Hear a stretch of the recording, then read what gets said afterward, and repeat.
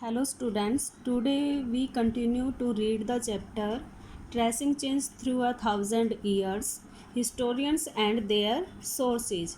Historian इतिहासकार और उनके स्रोत. Historians use different types of sources to learn about the past depending upon the period of their study and the nature of their investigation.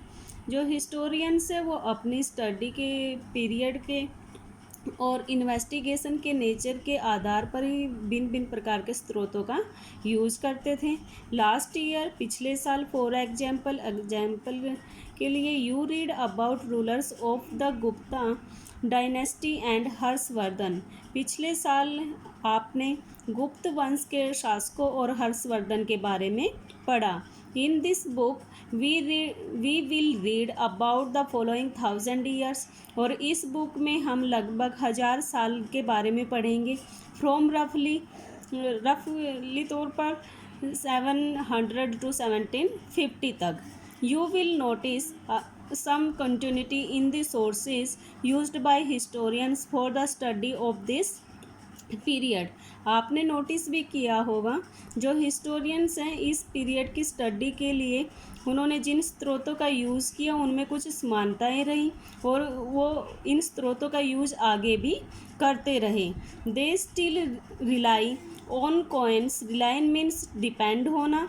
On coins, inscriptions, architecture and textual records for information. और वो depend रहते हैं information के लिए coins पे. Inscriptions means होते हैं जो शिलालेख होते हैं यानी कि पत्थरों पर जो लिखा जाता था. आर्किटेक्चर्स, भवन निर्माण के टाइम भवन निर्माण कला पे. एंड टेक्सचुअल रिकॉर्ड्स, और जो या फिर लिखित सामग्री होती थी उसके लिए अपनी सूचनाओं के लिए उन पर डिपेंड रहे. But there is also considerable discontinuity. लेकिन इन बातों में काफ़ी विभिन्नताएं भी आई उनके स्रोतों में. The number and variety of textual records increase dramatically during this period. और इस पीरियड के दौरान जो टेक्सचुअल रिकॉर्ड हैं उनके नंबर और वैरायटी काफ़ी मुख्य तौर पर बहुत ज़्यादा बढ़ गई थी. They slowly displaced other types of available information. और जो टेक्सचुअल रिकॉर्ड हैं उन्होंने इन जो पुराने स्रोत थी उनकी जगह ले ली. Through this period paper gradually became cheaper. और इस पीरियड के दौरान जो पेपर है वो काफ़ी सस्ता हो गया. एंड मोर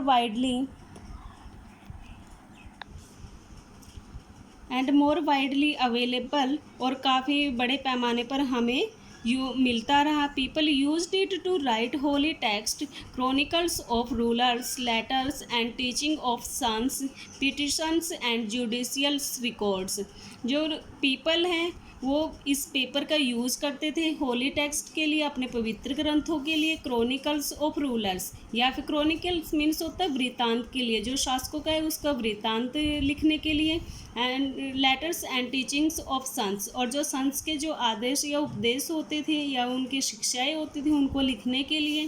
पिटिशंस जो अर्जी होती थी. एंड जुडिशियल रिकॉर्ड या फिर जो हमारा न्यायिक रिकॉर्ड होता था उसके लिए इस पेपर का यूज़ करने लगे. And for registers of accounts या फिर जो हमारे अकाउंट्स से रिलेटेड लेख रजिस्टर होते हैं उनको लिखने के लिए. एंड टैक्सेस और करों का ब्यौरा लिखने के लिए. Manuscripts were collected by wealthy people, rulers, monasteries and temples. जो मैन्यूस्क्रिप्ट्स मीन्स होता है हस्तलिखित जो बुक होती है जो हाथ से लिखी जाती थी. पहले प्रिंटिंग प्रेस नहीं होती थी, जो बुक है वो हाथ से ही लिखी जाती थी, उसको मैन्यूस्क्रिप्ट कहा जाता था.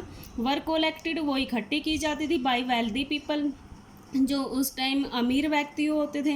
रूलर्स शासक होते थे. मोनेस्ट्रीज यानी कि मठ होते थे बौद्ध धर्म के. एंड टेम्पल्स और मंदिर, ये सभी उन मैन्यूस्क्रिप्ट्स को इकट्ठा करते थे. They were placed in libraries and archives. और और ये रिकॉर्ड लाइब्रेरी या फिर आर्काइव्स में रखे जाते थे. archives, a place where documents and manuscripts are stored. एक प्लेस जहाँ पर जो डॉक्यूमेंट्स है या फिर मैन्यूस्क्रिप्ट, इसको हम पांडुलिपि बोल सकते हैं हिंदी में, पांडुलिपि को स्टोर करके रखा जाता था. Today all national and state government, और आज भी जो हमारे राष्ट्रीय या फिर राज्य स्तर पर जो सरकारें हैं, हैव archives, उनके पास भी archives होते हैं. Where they keep all their old official records and transactions, जहाँ पर वो अपने जो सरकारी रिकॉर्ड रखते हैं या फिर ट्रांसैक्शन लेन देन के ब्यूरो को इकट्ठा करके वहाँ पर रखा जाता है. These manuscripts and documents provide a lot of detailed information to historians but they are also difficult to use. और जो ये मैन्यूस्क्रिप्ट्स और डॉक्यूमेंट्स हैं वो हम इतिहासकारों को सूचनाएं, काफ़ी विस्तृत सूचनाएं देते हैं, but they are also difficult to use, लेकिन वो उनका यूज़ करना हमारे लिए काफ़ी डिफ़िकल्ट है. Let's see the back page, the value of paper. Compare the following, इन दोनों को कंपेयर कीजिए, फर्स्ट पॉइंट को और सेकंड पॉइंट को. In the middle of the 13th century, 13th century के मिड में a scholar wanted to copy a book, कोई scholar किसी बुक को कॉपी करना चाहता था, but he did not have enough paper, लेकिन उसके पास पेपर नहीं था. So he washed the printing of the manuscript, इसलिए उसने किसी मैन्यूस्क्रिप्ट की प्रिंटिंग को वॉश कर लिया. ही डिड नॉट वांट, जिसकी उसको ज़रूरत नहीं थी. ड्राइड द पेपर, और पेपर को सुखाया. एंड यूज्ड इट, और इसका यूज़ किया. Second point is a century later, और इसकी एक सदी के बाद ही, if you bought some food in the market, अगर आपको मार्केट से कुछ फूड खरीदना है, यू कुड बी लक्की, तो आप लक्की हो.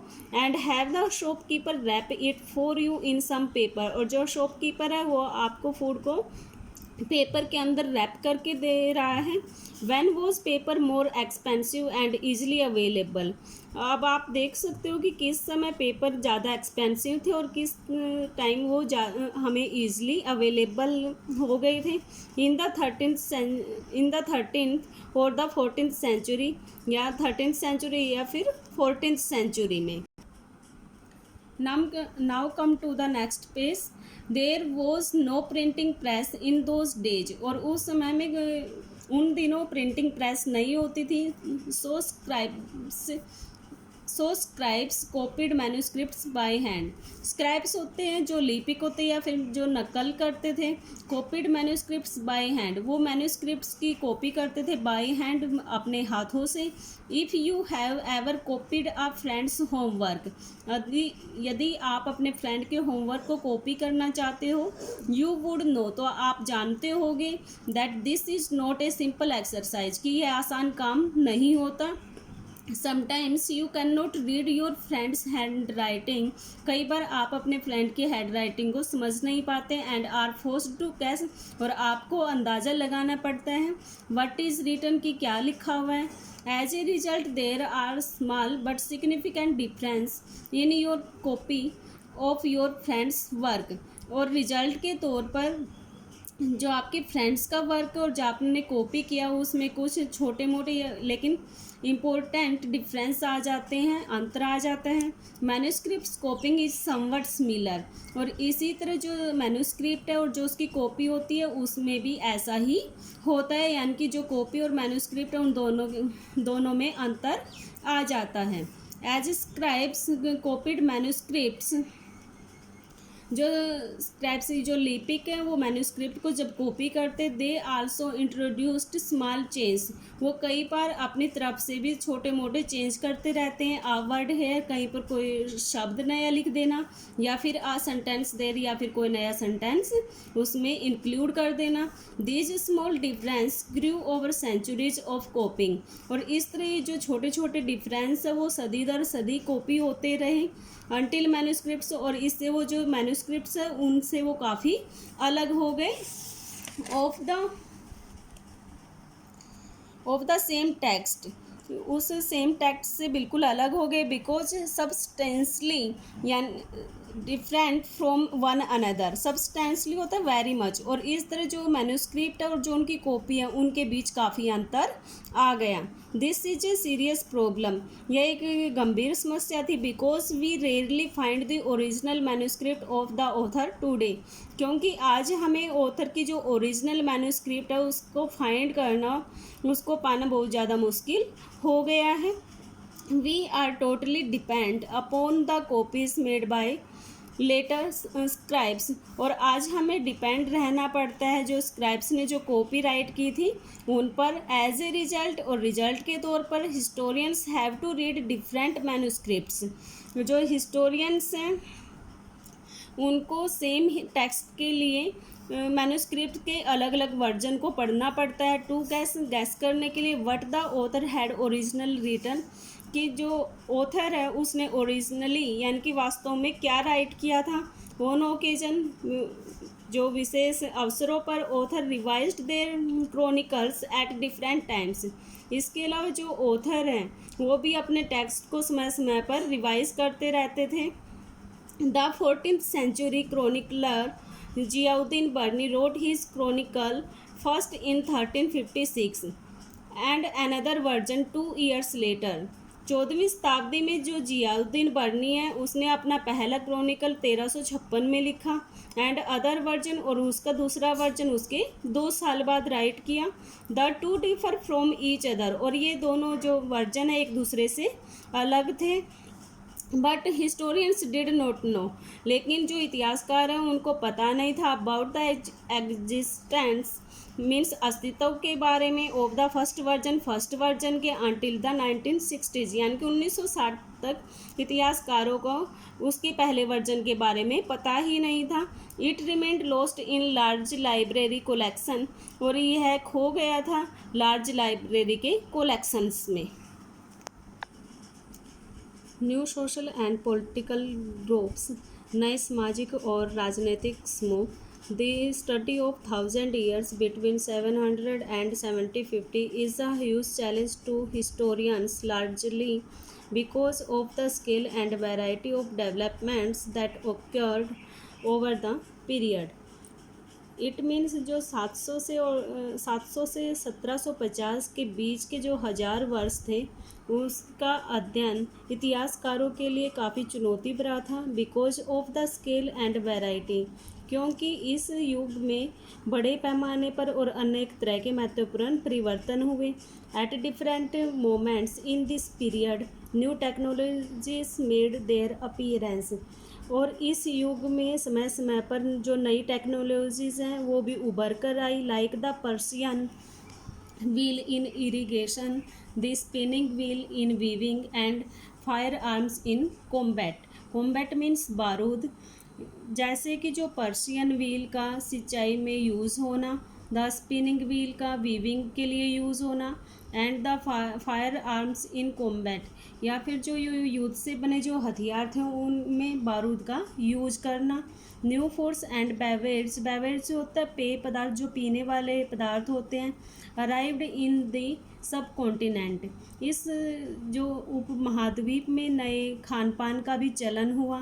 Potatoes, corns, chillies, T and coffee, ये सभी इस सब कॉन्टिनेंट में खाने और पीने के लिए यूज़ किए जाने लगे। Remember that all this innovation, new technologies and tropes came along the people who brought their ideas with them as well. Remember, याद रहे that all this innovation, यानी कि ये जो सभी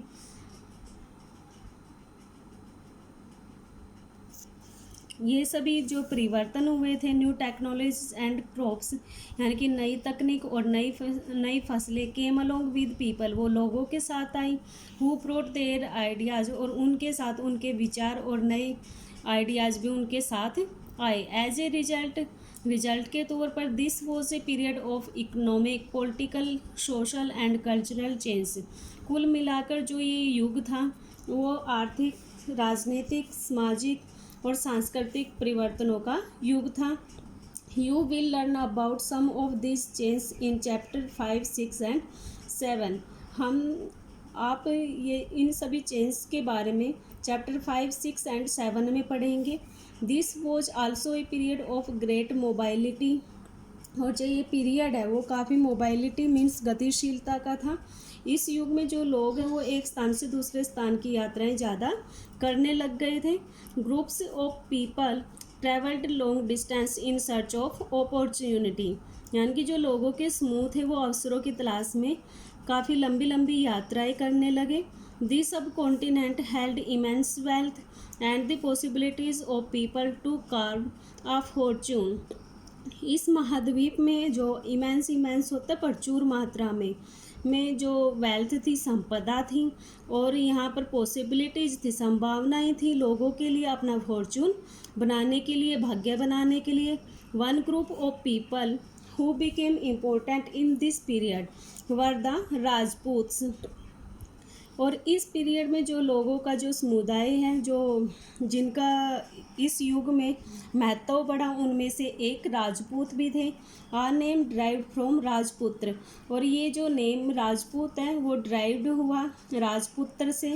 राजपुत्र means the son of a ruler, यानी कि शासक का बेटा या फिर राजा का बेटा।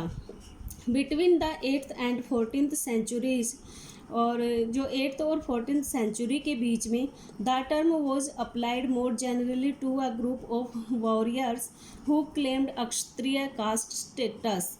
इट मीन्स जो ये राजपूत शब्द है वो 8th और 14th सेंचुरी के बीच में इस शब्द का प्रयोग वॉरियर्स मीन्स योद्धाओं के लिए किया जाने लगा, जो अपने आप को क्षत्रिय जाति से रिलेटेड बताते थे। The term is not just rulers and chieftains, और इस शब्द का प्रयोग केवल राजाओं और सामंतों के लिए ही नहीं, but also soldiers and commanders who served in the armies of different monarchs all over the subcontinent। बल्कि उन सोल्जर्स मीन्स सिपाही, कमांडर्स या फिर सेनापतियों के लिए भी किया गया। who served in the armies, जो आर्मीज में यानी कि सेनाओं में कार्यरत थे। ऑफ डिफरेंट मोनार्क, जो भिन्न भिन्न राजा थे उनके पास। All over the subcontinent means उस उपमहाद्वीप में जिन राजाओं के पास जो लोग आर्मी में कार्य करते थे सोल्जर्स के तौर पर या फिर कमांडर्स के तौर पर, उनको भी राजपूत कहा जाने लगा। A chivalric code of conduct, extreme valor and a great sense of loyalty were the qualities attributed to Rajputs by their poets। It means chivalric होते जो आचार संहिता होती है, of conduct, extreme valour and a great sense of loyalty. Valour होता है जो उनका एक्सट्रीम बहुत ज़्यादा जो पराक्रम होता है राजपूतों का। ग्रेट सेंस ऑफ लॉयल्टी या फिर उनकी जो लॉयल्टी स्वामी भक्ति थी। Were the qualities attributed to Rajputs by their poets and bards, means जो कवि थे या फिर चारण थे उनके द्वारा जो राजपूतों की आचार संहिता थी, अपार पराक्रम या फिर उनकी स्वामी भक्ति की का गुणगान किया जाने लगा। Other groups of people such as the Marathas, और इस ग्रुप के अलावा लोगों के अन्य समुदाय भी थे जैसे कि Maratha, Sikh, Jat, Ahoms and Kashyaps. A caste of scribes and secretaries, और ये एक कास्ट थी किनकी, जो लिपिक थे यानी कि नकल नवीस या फिर लिपिक भी बोल सकते हैं, एंड सेक्रेटरीज या फिर जो सेक्रेटरी के रूप में काम करते थे मुंशी के तौर पर। आल्सो यूज्ड द अपॉर्चुनिटी, इन सभी कास्ट को भी अवसर मिले।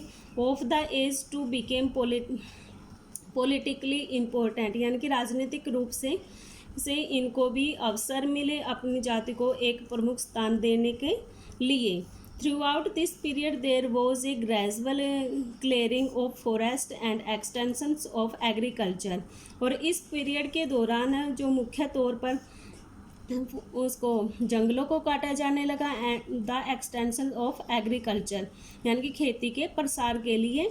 अ change faster and more complete in some areas than in others, और दूसरे युग के अलावा इस युग में जो ये चेंज हुए थे, यानी कि जंगलों को काटा जा रहा था और खेती को बढ़ावा दिया जा रहा था, वो काफ़ी मुख्य तौर पर हुआ और पूरे तौर पर हुआ।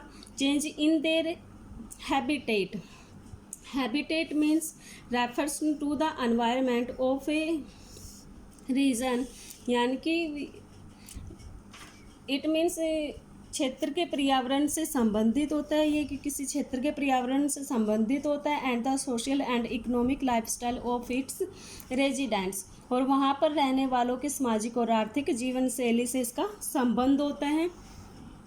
Many forest dwellers to migrate, यानी कि इन जब जंगलों को काटा जा रहा था तो वहाँ का जो पर्यावास था वो भी बदलने लगा, और जो फॉरेस्ट डिवेलर्स यानी कि वनवासी थे उनको माइग्रेट होना पड़ा, वो अपना स्थान छोड़कर जाने लगे। Others started tilling the land, और जो दूसरे वनवासी थे उन्होंने जो भूमि है उसकी जुताई का काम शुरू कर दिया। टिलिंग मीन्स होते जुताई करना। एंड बिकेम पीजेंट्स, और वो किसान बन गए। This new peasants group gradually began to be influenced by the regional markets, chieftains, priest, monasteries and temples. और जो ये न्यू पेजेंट्स यानी कि नए किसानों का जो समूह था उन पर काफ़ी प्रभाव पड़ा। वहाँ की जो रीजनल मार्केट्स थी, क्षेत्रीय बाज़ारों का, चिफ्टेन्स मुखियाओं का, प्रीस्ट पुजारियों का, मठों का और मंदिरों का, इन सभी जो न्यू पेजेंट्स बने थे, नए किसान बने थे, उन पर काफ़ी प्रभाव पड़ा। They became part of large complex society, और वो उस बड़े और जटिल समाज का एक हिस्सा बन गए। एंड वर रिक्वायर्ड टू पे टैक्स एंड ऑफर गुड्स, और अब उन्हें भी टैक्स पे करने पड़ते थे और या फिर सामान देना पड़ता था। And service to local lords, और जो स्थानीय मुखिया थे उनको अपनी सर्विस देनी पड़ती थी, उनकी सेवा करनी पड़ती थी। As a result significant economic social difference emerged among peasants, और जो किसान थे उन पर भी जो आर्थिक और जो सामाजिक है उनके जीवन में अंतर आने लगे। सम पोसेस्ड मोर प्रोडक्टिव लैंड, इनमें से कुछ के पास काफ़ी उपजाऊ भूमि होती थी। अदर आल्सो कैप्ट कैटल, और कुछ मवेशियों को रखते थे, या कैटल मीन्स पशु पालन करते थे। And some combined artisanal work with agriculture activity during the lean season, और इनमें से कुछ लीन मीन्स होता है खाली समय में, आर्टिसनल दस्तकारी का या जो हाथों से दस्तकारी का वर्क किया जाता था, यानी कि जब वो खेती के कार्य के साथ साथ खाली समय में वो दस्तकारी का भी काम करते थे। As society became more differentiated, और इस तरह जो सोसाइटी है उसमें काफ़ी बहुत ज़्यादा अंतर आ गए। पीपल वर ग्रुप्ड इनटू जातिज और सब कास्ट, और इस तरह जो लोग हैं वो जाति में या फिर उपजातियों में बट गए। And ranked on the basis of their backgrounds and their occupations, occupations means होता है व्यवसाय, और जो समाज में जो उनका रैंक दिया जाता था, रैंक मीन्स जो दर्जा होता था, वो उनके बैकग्राउंड या फिर उनके व्यवसाय के आधार पर छोटा बड़ा रैंक उनको समाज में दिया जाता था। Ranks were not fixed permanently, और जो ये रैंक है वो स्थायी नहीं होते थे, फिक्स नहीं होते थे। And varied according to the power influence resources controlled by the members of the jati, यानी कि जाति का अगर कोई सदस्य उसके पास ज़्यादा पावर है, ज़्यादा उसका प्रभाव है, या फिर उसके पास ज़्यादा रिसोर्सेज हैं, अगर वो उसके ज़्यादा कंट्रोल में है तो उसका जो रैंक है वो बड़ा होता था। The status of the same jati could vary from area to area, इस तरह जो सेम जाति है, किसी एक जाति का जो स्टेटस है यानी कि जो दर्जा है वो हर जगह पर एक जैसा नहीं होता था, यानी कि कुछ एरिया पे उसका दर्जा ज़्यादा होता था और कुछ एरिया पे उसका दर्जा कम होता था। Jati framed their own rules and regulations to manage the conduct of their members, जो जाति हैं वह अपने रूल रेगुलेशन अपने आप बनाते थे। To manage the conduct of their members, अपने जो उसके जाति के मेंबर या सदस्य होते थे, उनके आचरण को मैनेज करने के लिए, उनको कंट्रोल करने के लिए। This regulations were enforced by an assembly of elders. और जो ये रेगुलेशन है उनका जो एनफोर्स्ड यानी कि उनका पालन करवाया जाता था जातियों के बुजुर्गों के द्वारा। Described in some areas as the jati panchayat. और कुछ जगह पर उनको जाति पंचायत का नाम दिया गया। But jati were also required to follow the rules of their village. लेकिन जो जाति हैं उनको विलेज के रूल को भी फॉलो करना पड़ता था। Several village were governed by a chieftain. और कुछ गांवों पर जो नियंत्रण होता था वो वहाँ के मुखिया का होता था। Together they were only one small unit of A state. और इस तरह जो ये इकट्ठे होकर भी जो छोटे छोटे विलेज थे वो किसी राज्य की एक छोटी इकाई होती थी, एक छोटा सा हिस्सा होता। Well students, I stop my reading here. There are some questions. To find the answers of these questions from the reading chapter. My first question is, who was considered a foreigner in the past? Question number second, list some technological changes associated with this period. Question number third, in what ways has the meaning of the term Hindustan changed over the centuries? Fourth question is, what are the difficulties historians face in using manuscripts? Question number 5, how were the affairs of jatis regulated? Well students, you can take a screenshot of these questions. This lecture is ended here. I hope you enjoyed the reading. Thank you very much.